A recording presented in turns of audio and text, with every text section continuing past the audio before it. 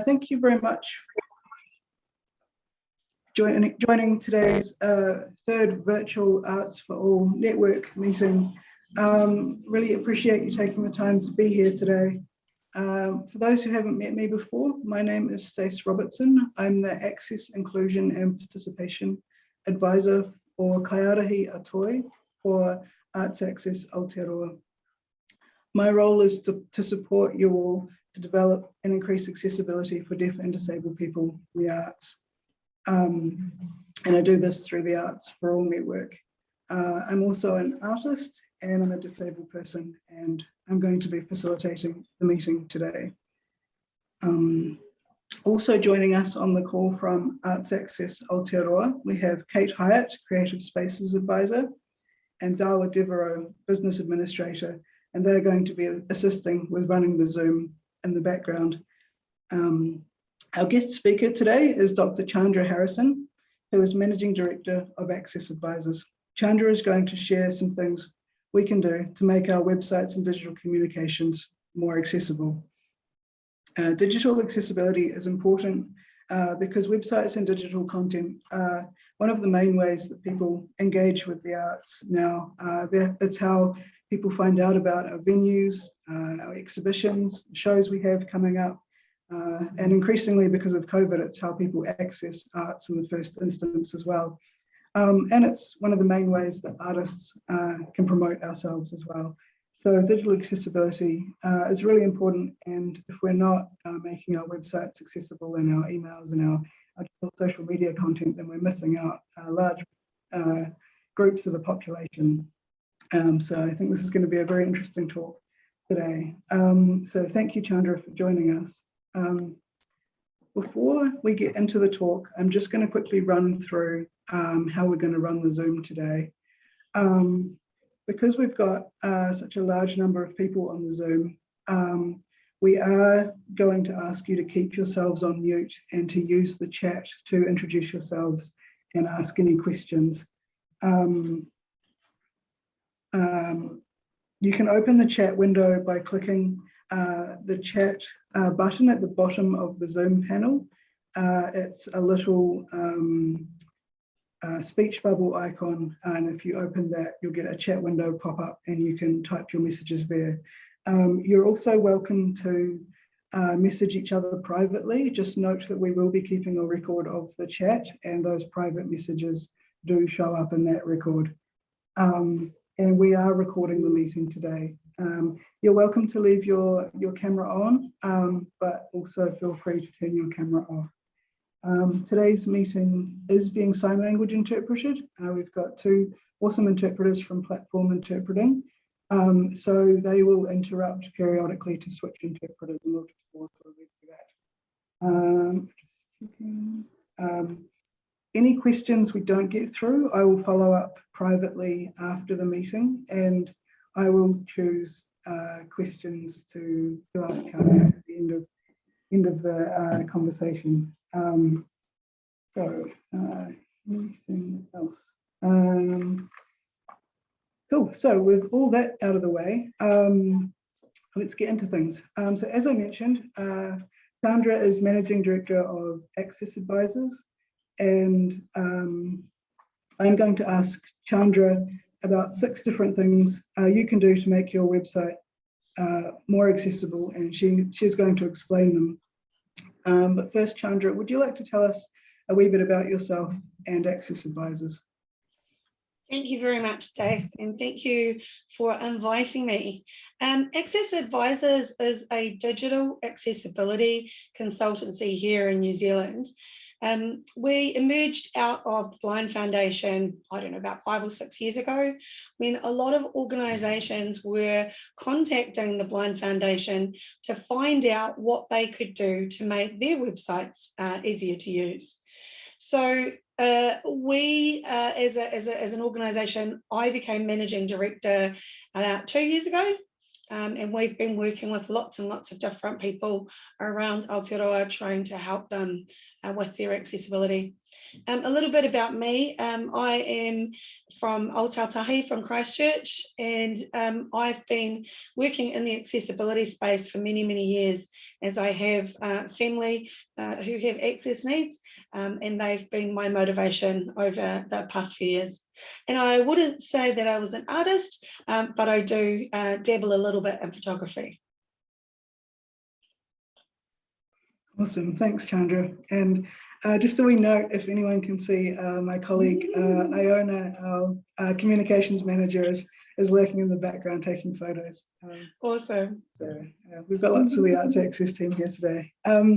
Cool. So as I said, I've got some questions I'm going to ask Chandra, and she'll answer for us. So one of the first things I wanted to ask about, because I think it's really important, but it's perhaps less well known than some of the other accessibility things that we're going to cover today, is keyboard navigation. And lots of people only use a keyboard to navigate their computers and websites. Can you tell us a little bit about keyboard navigation and how to check if a website can be easily used in this way?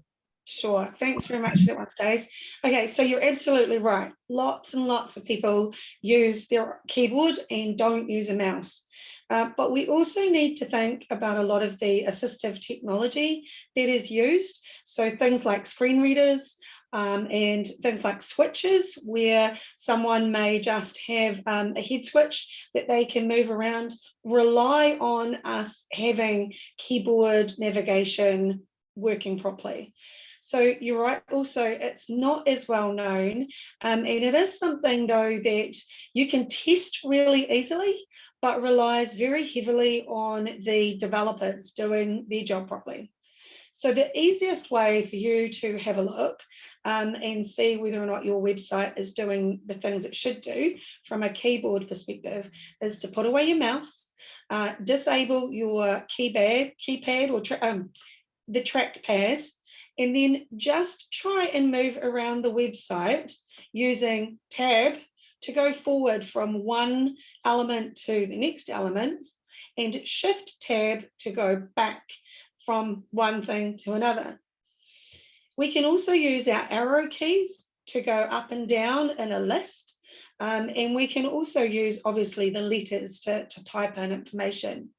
But the way we test for keyboard accessibility is that we get the website and we just use the keyboard to find out what's going on.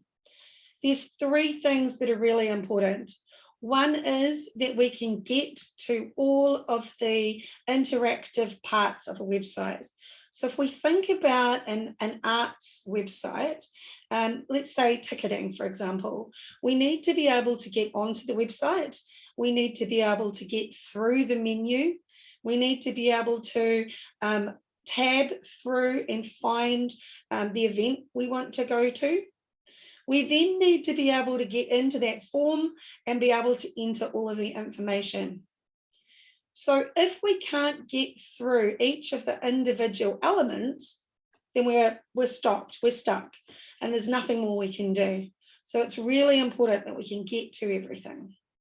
The second thing that we have to make sure is that the order that we go in, the order that we tab through, makes sense, because sometimes developers and designers think that it's a really good idea to do some very strange and funky things with their design. And sometimes that can make it very difficult for people who rely on their keyboard, but also for people who maybe have cognitive issues, maybe have memory issues. They need to have something that's nice and logical. The order needs to be nice and logical. So that's the second one. And the third one is that we need to be able to see where we are on the screen. So when you have a look at your website, when you try tabbing through, you should see a little blue line or a little orange line, depends, around where you are on the screen. And if you can see that little blue line, you know that that is where the computer is focused, so that if you hit enter, it's going to activate whatever it is. So if you're on a button and you hit enter, away we go. So that's awesome. We need to be able to see where we are on the screen. And those three things really help us from a keyboard perspective. There's one other thing that I think is really important for keyboard and also for forms, which we can come on to in a minute. But from a keyboard perspective, if you think that someone who is using assistive technology may only have control of a very small amount of their bodily functions, their mobility, their dexterity, it's really important for us to be thinking about how can we make it quicker for them to do the things that we want to do. So, Stacey, you might remember Stephen Hawking. Most people remember Stephen Hawking. At the end, when he was dying, Stephen Hawking had motor neuron disease, and he was not able to control much at all. But he had one muscle in his cheek that he could use. And that muscle in his cheek, he could use to basically go forward one thing at a time and go backwards one thing at a time and enter letters and do his presentations and control his speech synthesizer just using one muscle in his cheek. But if the website that he was on wasn't keyboard accessible, he would have been stuck. So it's very, very important. So yeah. Any thoughts about that? You've got the gist of it, I think. There's some really good resources out there as well that we can talk about later, but there's some good ones around keyboard accessibility. But the best thing to do is try it. Put away your mouse and give it a go. Awesome, thanks, Chandra. That's a really good explanation. And I'm gonna, after this call, I'm gonna have a go, I think, with the keyboard navigation and see where we get to the Access website. Cool, so you mentioned forms briefly. And digital forms are often used by arts organisations or the arts sector for ticket purchasing, for registering for events. How can we make sure forms are more accessible? Okay, forms is a really big area because there's so many different parts to creating a form and making it as accessible as possible. I think the first thing is thinking about what is the least amount of information that you need, right? So you don't want to be asking people for information that you don't really need. So if I think about it, I happen to be a doctor, but we don't need to know whether or not I'm a Mr. or a Miss or a Mrs. So we don't need that information. We might, if I'm filling in a form for, I don't know, hospital care or something like that, it might be important, but in most of the time it's not. My gender is not necessarily important if I'm booking a ticket for an event. So it's about thinking, what is the minimum amount of information that we want to ask from the person who's filling in the form? That makes it a lot easier for people. It speeds things up. And it just means that they're more likely to finish the form than if you're asking for lots of information that isn't really necessary. Once we've decided what the form needs to have, then we need to decide what are we going to use? Are we going to be using buttons, or are we going to be using drop down? We need to figure out what it is that's on the screen. That's kind of a complete, there's a lot of detail in that one, so I'm going to pass over that today. We can do another session another day. But one thing then that we need to decide on is which of the information is mandatory or compulsory, and which of the information is optional. Now, if I'm a screen reader user, I don't want to keep on hearing red asterisk, red asterisk, red asterisk. I'd much rather just know that I need to fill in the whole form, or I'd just like to know which fields are optional. So instead of using the red asterisk to say which fields are optional or which fields are mandatory, we can just use some really simple text at the beginning of the form that says all fields are mandatory unless we state, right? I think the other thing is, it again goes back to the effort that is required to fill in a form. If we make sure that we've only got the form fields that we need, and we know that we can help people understand which ones are mandatory, then they can just choose to fill in that and don't have to worry about the rest of the information. The other thing we need to do is to help make sure that we use things like autocomplete. So I don't know about you, but I've got autocomplete on any form that I can, because typing out Chandra Harrison is, it takes time. It's, 15 or 16 keystrokes.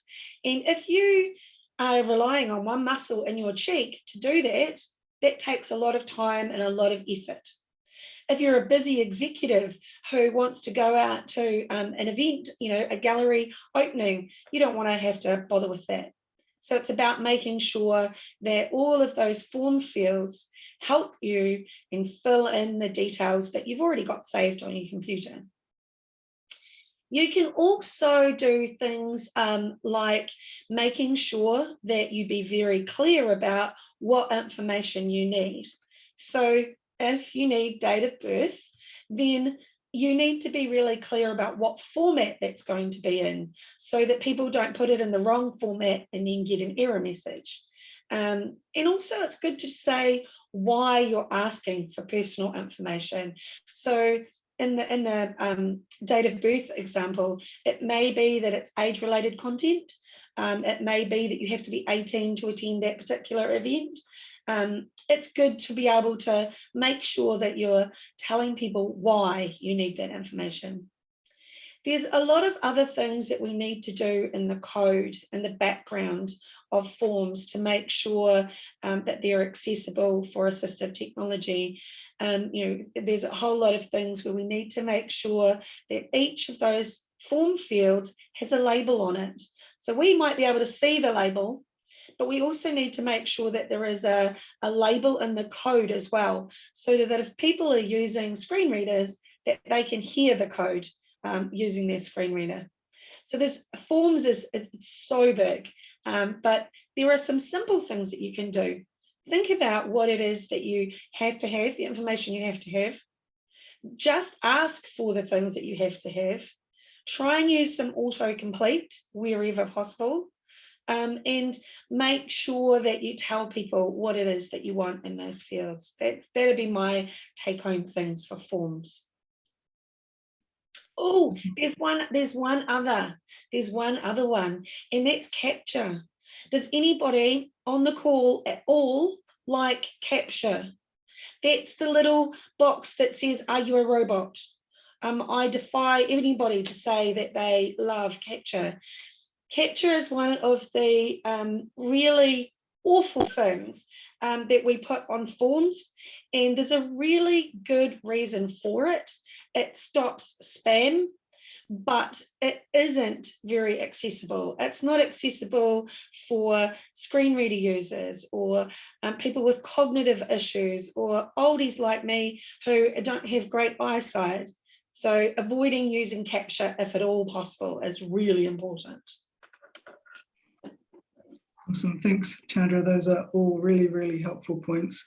And I know it doesn't happen so much anymore, thankfully, but typing isn't always the easiest thing for me, and I used to get really frustrated with forms if you type them all out and you'd miss one thing and it would delete everything you'd written and you'd have to start all over again. So Stace, that's actually a really good point, because I think we are getting to the point now where more companies are offering speech input, and we need to be thinking about whether or not there is a way for us to dictate what we want to go into the form.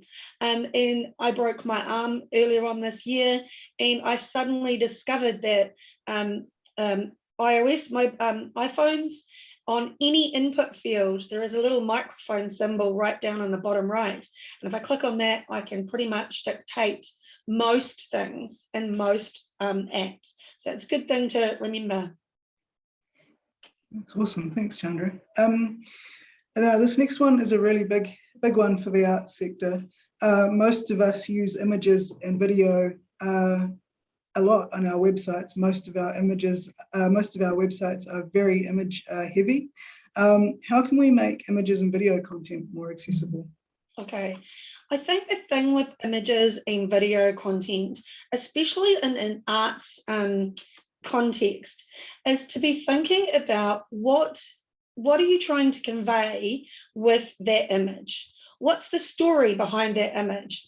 They say that an image is worth 1,000 words. I do not recommend writing 1,000 words for an alternative text for any image, but what we're trying to do is tell the story. And I think it's really important to realize that any image on a website, screen reader technology knows that it's an image and will tell the screen reader that there is an image there. And if we haven't given it alt text, using my air quotation marks, then the screen reader user can be quite frustrated because the screen reader is telling them that there's an image, but not telling them what it is, and not giving them any other information. So it's not great. So what we can do is we can use this alt text thing, and it's very simple to do. And what we do is that we look at the image and we think, what is the story that I'm trying to tell? And if we think about it, if I use an example of, a young woman on a swing with her hair flying free, with a jumper tied around her waist, you get a sense of what that story is. It's about freedom, it's about young people, it's about youth. Whatever the story is, whatever the image is, you can use that as a marketing tool, and you can use that to promote the art, the gallery, the experience. It's about using your artistic ability to describe it in a way that makes it achieve what you want. Now, I don't know if any of you know of Sarah Millican. Has anybody heard of Sarah Millican, maybe? She's a British comedian. She's a little bit rude, so don't go looking for her if you don't like rude. But what Sarah Millican has done is she is very funny. And someone told her that on social media that she could describe her images. So she now uses these image descriptions as part of the joke. So when she's describing the image, she's adding to that richness of the story. Some of them are hilarious. It might just be a plate with a cake on it sitting out in the sunshine, and she makes it a full-on comedy routine. I highly recommend it, as long as you are aware that it is can be a bit rude. I think image descriptions are poorly done across the board, but they're one of the easiest things to fix. And as I say, it can be really useful marketing, if that makes sense. There's some really good, there's some good advice on the Blind Low Vision website about how to write alternative text. So that information is out there. One thing that you have to remember with images, though, is that we should only ever describe images that are important. If it's just a decorative image, or it's an icon, or it's something that's not really important, we should not describe it, but use what we call alt null. But that's in the information that's on the Blind Foundation's website, so that helps them. So that's the images. I know you were going to ask me about this. I'm sorry, I stole that question from you, Stace. But you mentioned Instagram and social media, and that's why I mentioned Sarah Millican. She's hilarious. Did you because you use Instagram as well, right? Yeah, I do. I use it quite a lot personally, and Arts Access Aotearoa uses Instagram as well.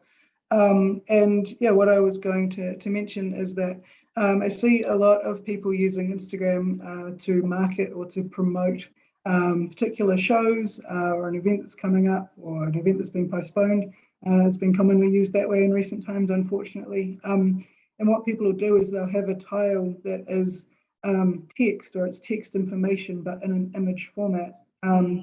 And obviously it's really important for that text to be included in the alt text or the image description. Otherwise it's not accessible to anyone using a screen reader. Completely. So that's where every time, and to be honest, on any of the social media platforms, it's very easy to add an image description. Again, there's information about how to do that on the Blind Foundation's website, and we can send those links through. But you also mentioned video as well, and I think video is really important because it's becoming even more popular, especially with our youth. And also, as we've got more mobile phones and we can watch video content whenever we want. The issue is that most video content doesn't have good captions or NZSL translation.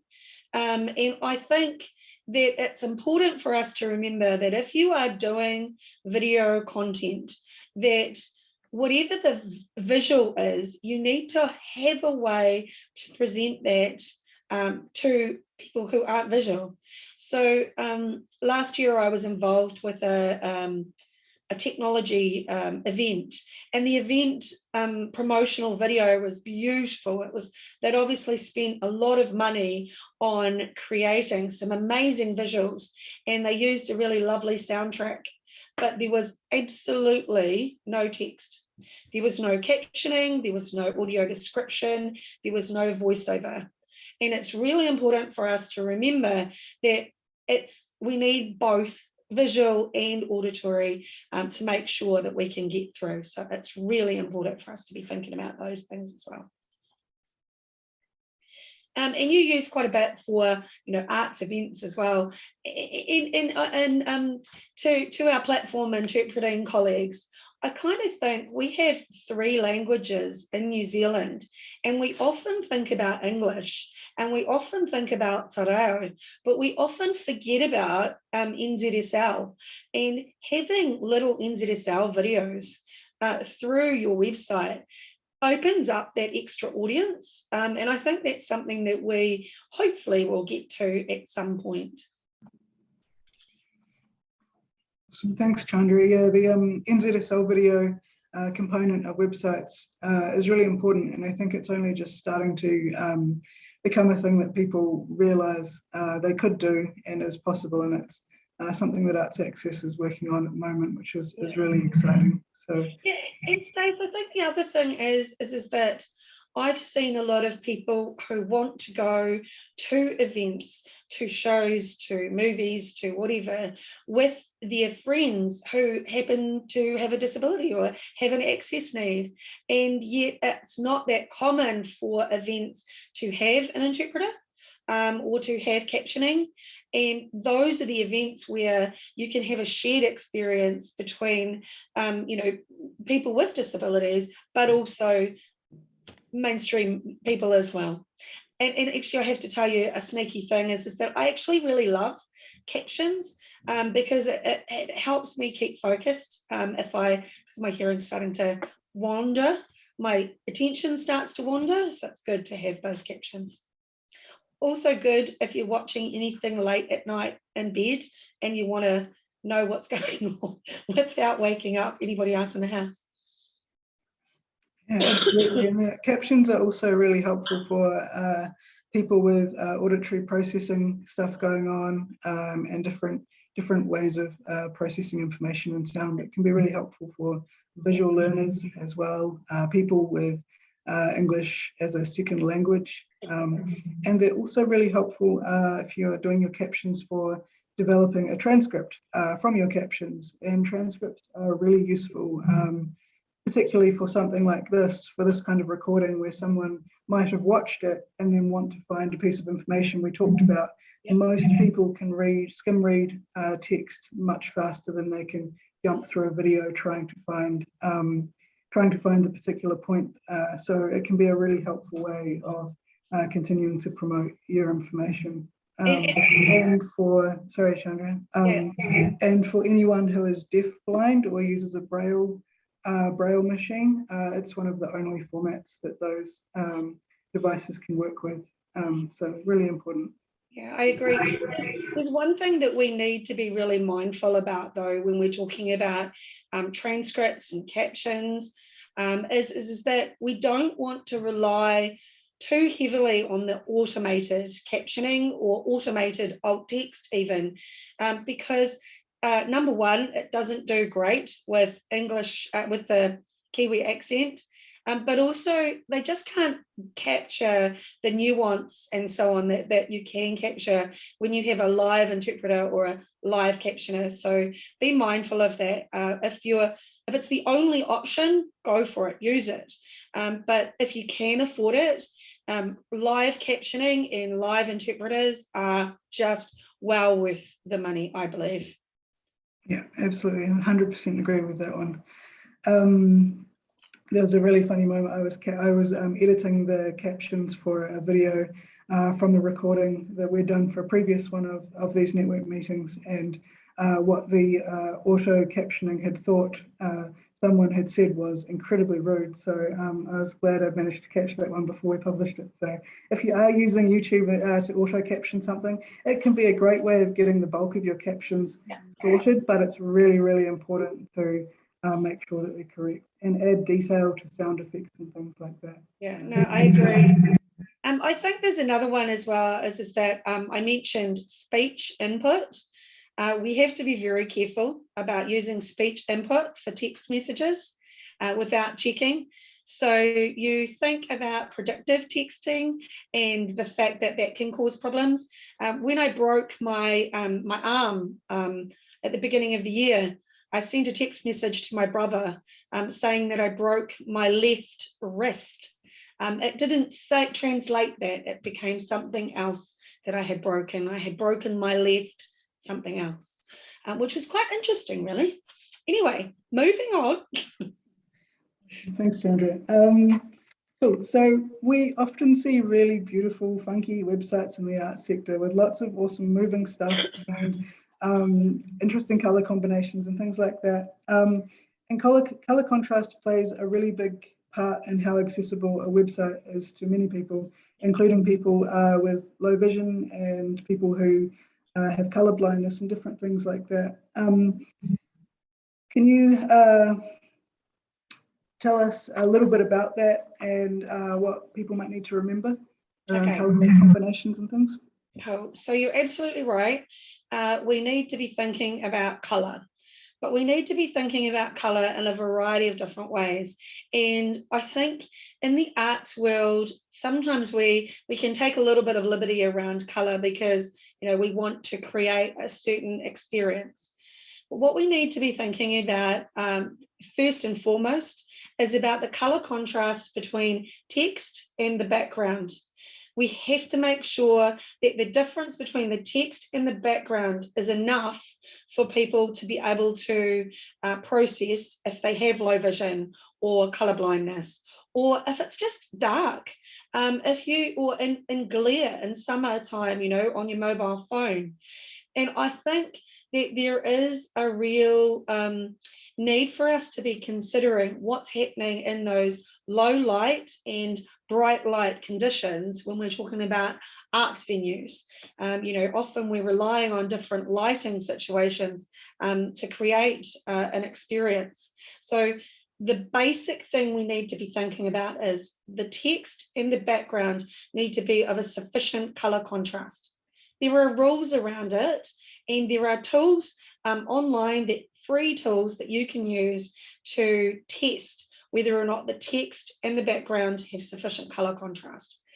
And what I would also say is we have to also think about if we put text over top of an image. So I often see a lot of text of a headline on top of the image of an event or a picture of whatever. Auckland Transport has it as their main banner. They have the text saying kia ora and a background on it. you still have to think about the color contrast between the text and that picture behind it, because if you move the picture around, you would get a different color contrast. So if we use my image in the background, for those of you who can see, if I put black text over the white clouds, no problem. But if I put dark gray text over the darker clouds, you wouldn't see them. So you have to be really mindful about how you put text over top of something else. So that's really important as well. Another one for us to think about with color is the fact that we might have brand guidelines, brand colors that we have to stick to. What I would say is quite often those brand colors have been developed for print. They haven't been developed for digital. And that means that often those colors don't meet those minimum standards online. So what we need to do is just tweak the color a little bit and just make sure that maybe if we're using a light blue, maybe we can just dial it up a little bit for online, because online and print are very different. We do need to be careful. I also think we have to be thinking about how we convey information. So we all know the traffic light situation where we've got red, amber, and green. But if you are colorblind, the chances are that you can't tell the difference between red, amber, and green, but you do know the order that they are in. So we need to not ever rely on conveying information just using color.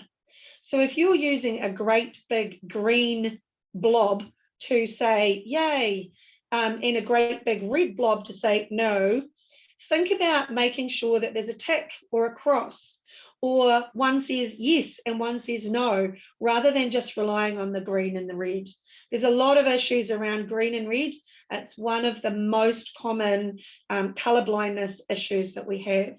And color is something that we can use in a really good way, but we also need to be mindful of overusing too much color. So if we think about vibrant yellows and neon greens and purples and pinks, there's nothing wrong with them, but we have to be thinking about people who are neurodiverse, people who maybe on the autistic spectrum who will find too much color too intense. And we need to be thinking about, you know, is there a way that we can still use that vibrancy, but not totally in your face, that can cause that dissonance for some people.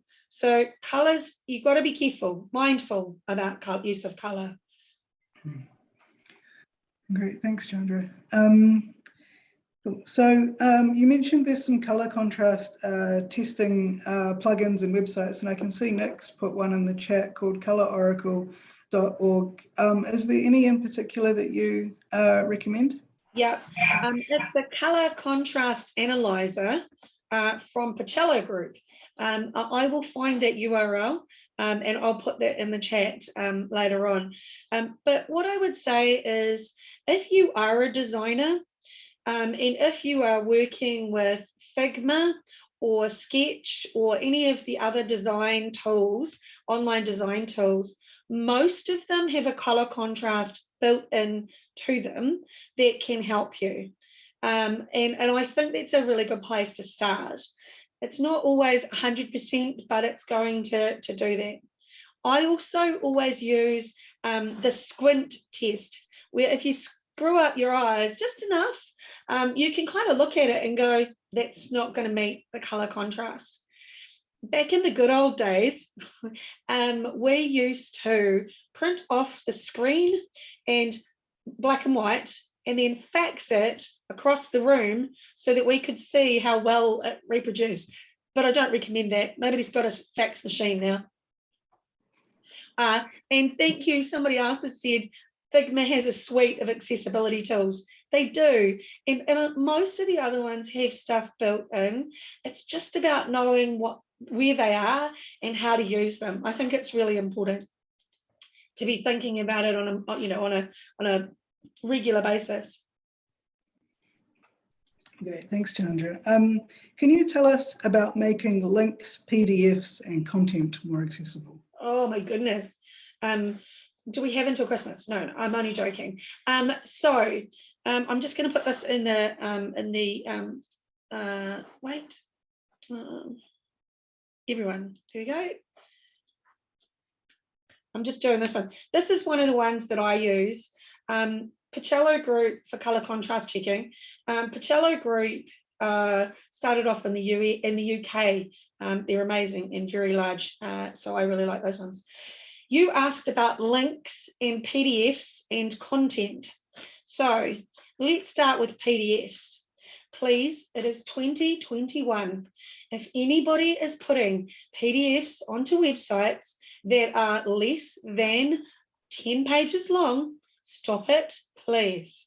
It's not a good thing to be doing. There are so many reasons why we shouldn't be using PDFs. PDFs, for a start, the first big thing is to make a PDF accessible. There are quite a few things that you have to do. You have to get the coding of the source document absolutely right to start off with. You've also got to do all of the things that we've already mentioned. Make sure that the alt text is right. Make sure that the forms are coded. Make sure that everything that you've got on that form or on that PDF source document is accessible as possible. And even then, when you turn it into a PDF, you can make them up. So the other thing with PDFs is that they take up space. And downloading them can be a problem for a lot of people.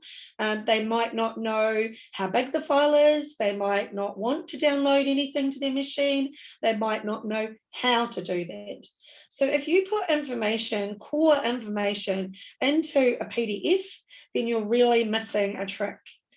The best thing to do is to create all of your content in HTML, get it as beautiful as you want, and make sure that you can update it easily, and then people can listen to it using a screen reader easily. They can use it with Braille easily. They can turn it into larger text quite easily. And while Google Translate isn't always the best of tools for translation, at least they could get the basics of what's in there. So turning something into a PDF is a legacy from a long time ago, and it's unfortunate that it's stuck around for so long, but PDFs are not really accessible at all, and they're not really usable either. Most PDFs have never been sized to fit on a mobile phone. So I don't know about you, but having to scroll around and up and down, and the font size is so small you can't see it. Much better to make it HTML so that you can see it on any device, if at all possible. And I'll jump down off my soapbox about PDFs. The next one you asked about was links. And I think links is a really important thing for us to think about. When you are a screen reader user, you often go to a website and you ask the screen reader to give you a list of links so that you can kind of figure out what's on the page and what you can do. Now, if all of those links on that page say read more, read more, read more, or click here, it doesn't help you understand what that link is for and where it's going to take you. So the rule is, if you are putting in a link, you need to make sure that it kind of matches the page heading that it's going to. So for example, if you are thinking about an event, instead of saying click here and making the link, making click here the link, make the event name the link, because then it's giving the screen reader user much more information. So instead of click here to buy your tickets for Lion King, you can go here's the tickets for Lion King, and have Lion King tickets as the link. And that makes it much more accessible. Not only does it make it more accessible, it's also more respectful. If we think about click here, If I'm a screen reader user, where is here? And if I'm not using a mouse, where is here? And I kind of think click here means nothing other than there is a call to action that I haven't articulated. You know, the word download your tickets is much better than click here to download your tickets. We have to think about what we're asking the user to do and use that as the link. I've seen so many websites where on a single page, there's a dozen learn more. We don't need the learn more. Make the heading the link and we can click straight through.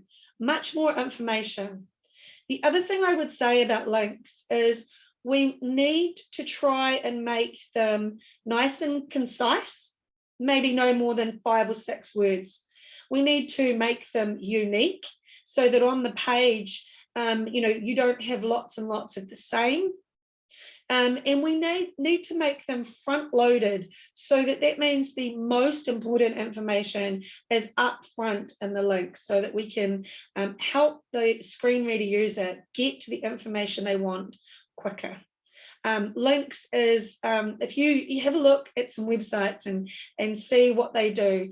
Air New Zealand does a really good job because they say learn more about, and the link is the about, right? Not the learn more. So they've kind of incorporated both concepts, but made it more useful.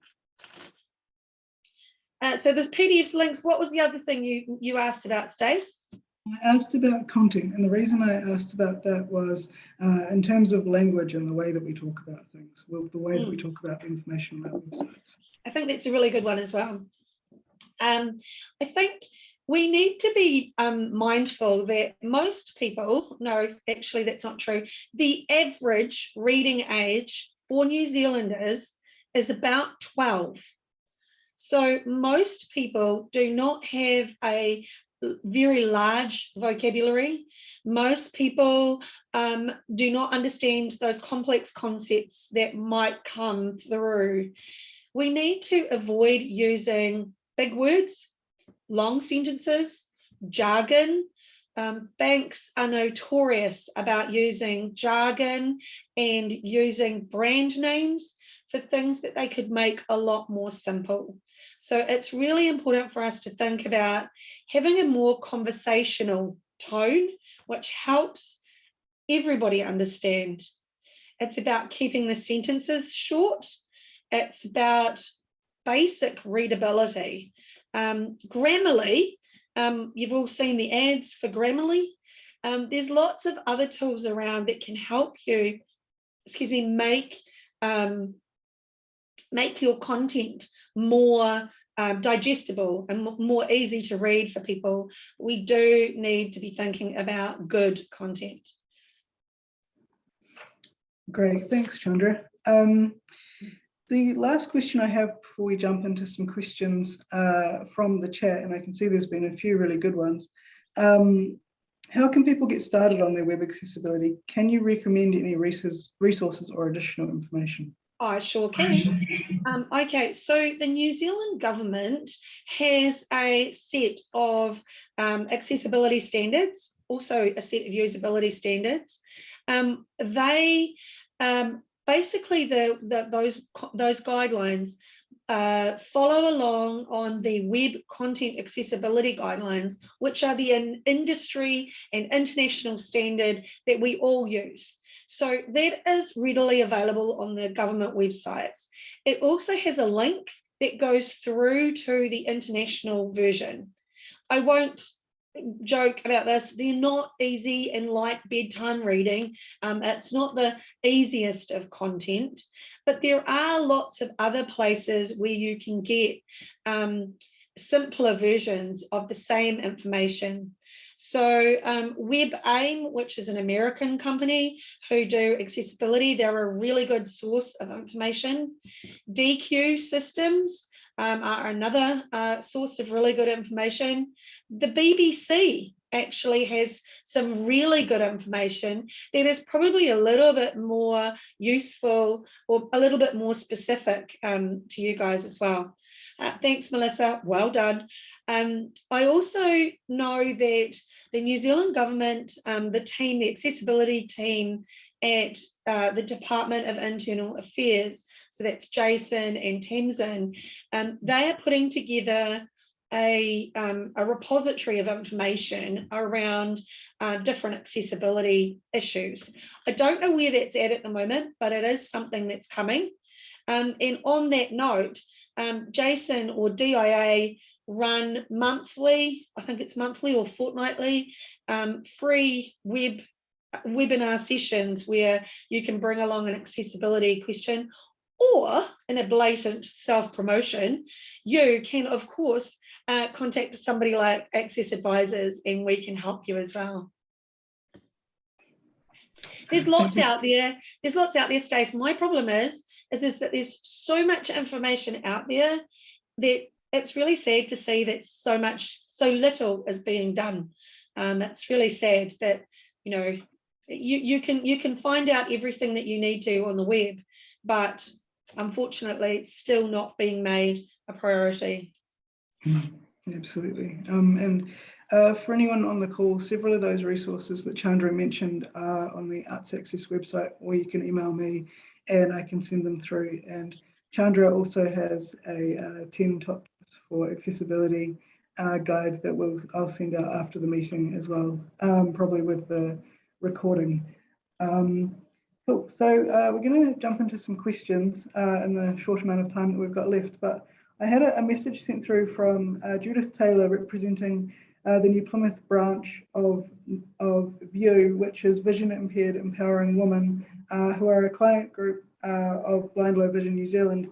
And she had a comment that she wanted me to read, and I think it beautifully summarises what we've talked about today. And she said, some design elements used to enhance the eye appeal of websites make these sites inaccessible to vision impaired users. Examples include insufficient contrast between text and background colours, overuse of decorative fonts, and images that flash on and off or across the screen. Yeah. The first principle of good design is that it results in a product that is fit for purpose. No matter how eye-catching and attractive the website is, if the information it contains is inaccessible, it fails the test of good design. So thank you, Judith, for that one. So I'm going to quickly jump through the questions and I'll scroll back up to the top because there was a really good one. So Brynna mentioned as we were talking that she had just tabbed across their website and noticed that it missed a key part of the content, so they're going to remedy that, which is great. Where are we? Oh, this was the one I was looking for. Lisa Taylor says, thanks for that, Chandra. I can absolutely see the frustration around the capture devices for spam testing. Is there an alternative to capture that can help manage spam?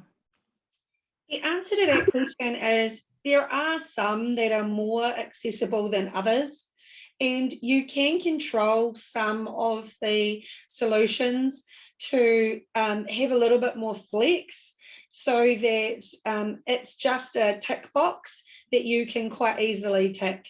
But what I would say is that in 2021, it always surprises me that some amazing IT developer hasn't figured out a way to prove that you are human and not get you to have to prove it, if that makes sense.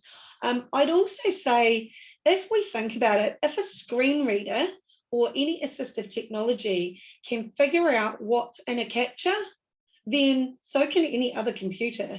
So no matter what accessible solution we come up with, theoretically, somebody can hack it.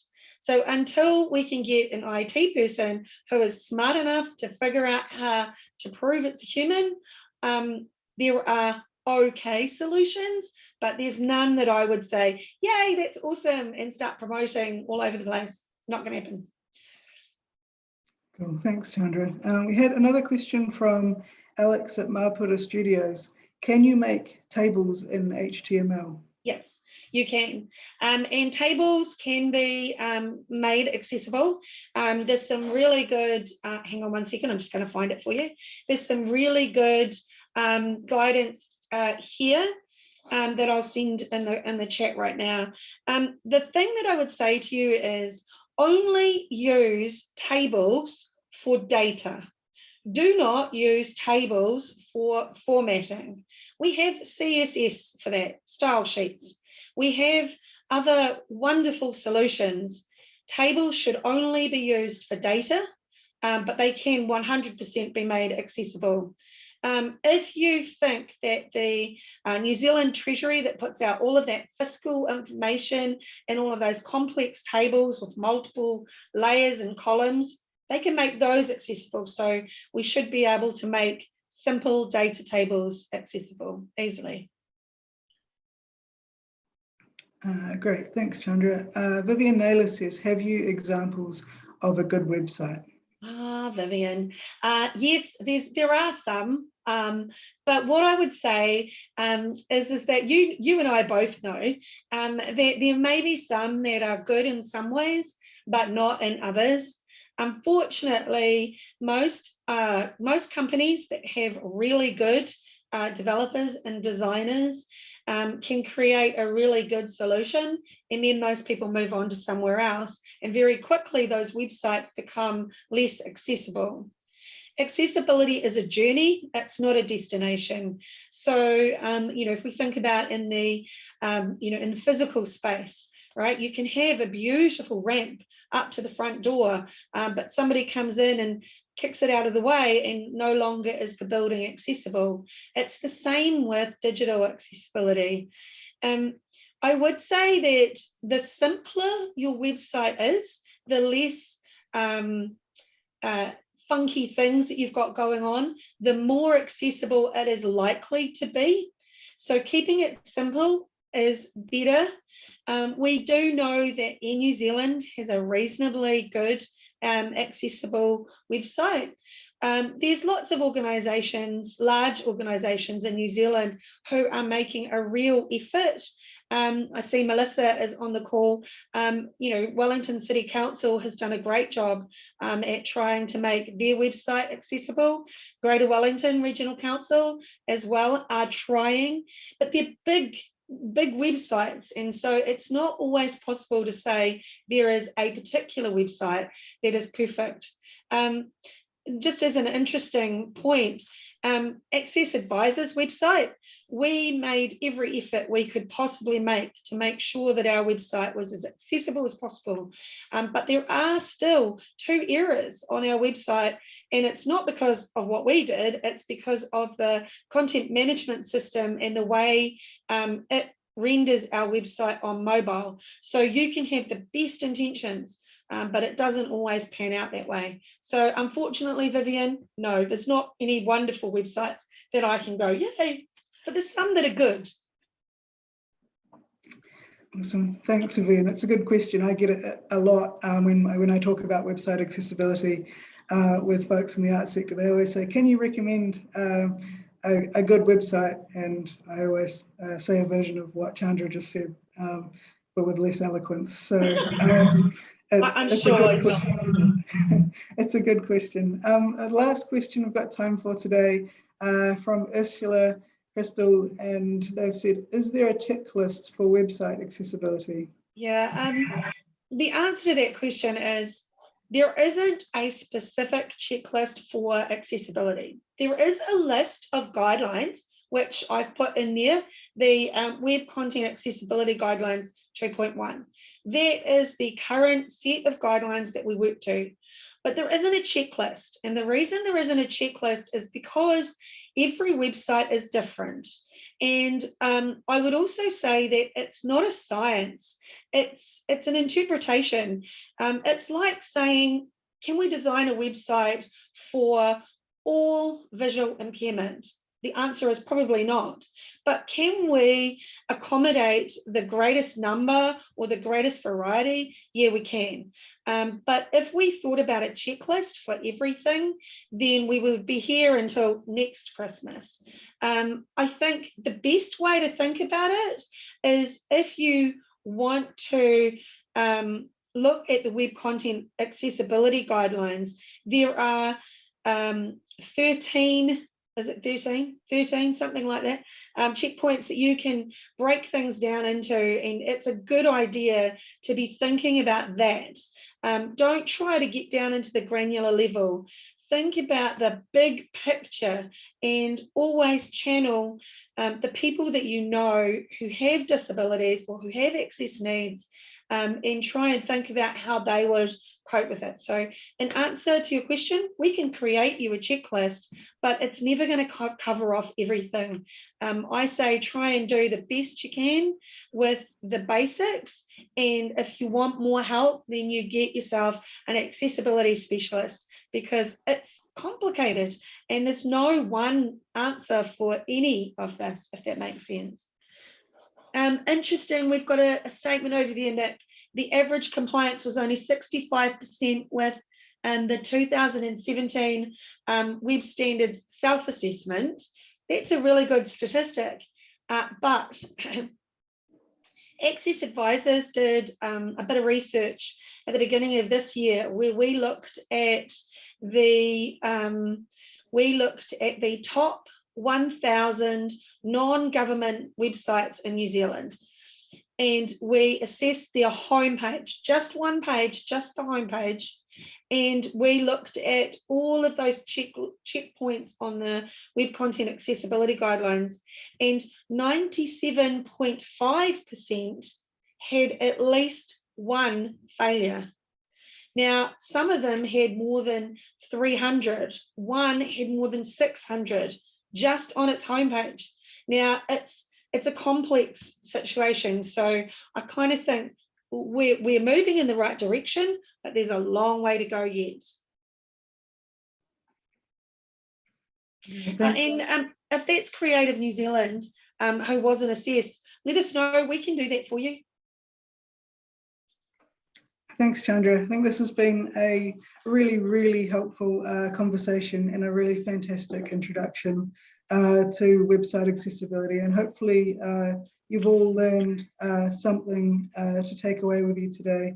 And we'll collate all those links that have been mentioned in the chat. And thank you everyone for your conversation. I can see that Userway has popped up there, and I think we'll interrupt and we'll go over slightly just because I know this is a really important one. So it's a really important one, and I really, really would like to say, please do not spend time or money on any of those overlays, including Userway. All of that it does is put a lipstick on a pig. If your website is not coded properly, it will not make it better. It will not make it more accessible. What it will do is that it can change your color contrasts. So can I in the browser. It can increase your font size. So can I in the browser. Please don't spend money on those accessibility overlays. They really are not a good investment.